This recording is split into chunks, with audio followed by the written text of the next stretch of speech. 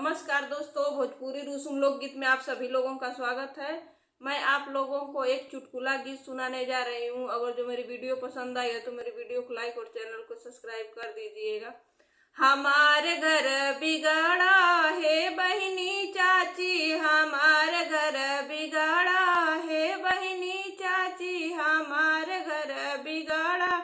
सब करे सासु सबको बहू कही बोलावे, सब करे सास सबके बहू कही बोलावे।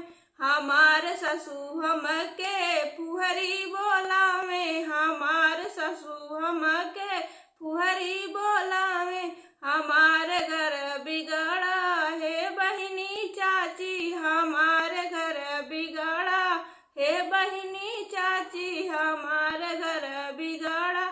सब कर ननद सबके भाभी कही बोलावे, सब कर ननद सबके भाभी कही बोलावे।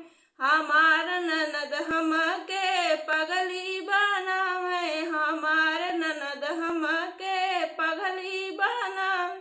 हमारे घर बिगड़ा है बहिनी चाची, हमारे घर बिगड़ा है बहिनी चाची।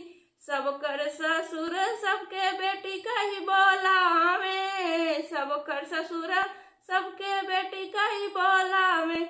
हमारे ससुर हमके घर फुकनी बोलावे, हमारे ससुर हमके घर फुकनी बनावे। हमारे घर बिगड़ा है बहिनी चाची, हमारे घर बिगड़ा है बहिनी चाची। सब कर जेठान सबके बहिन कही बोलावे, सब कर जेठान सबके बहिन कही बोलावे।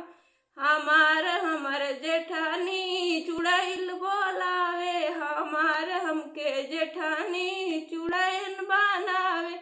हमारे घर बिगड़ा है बहिनी चाची, हमारे घर बिगड़ा है बहिनी चाची।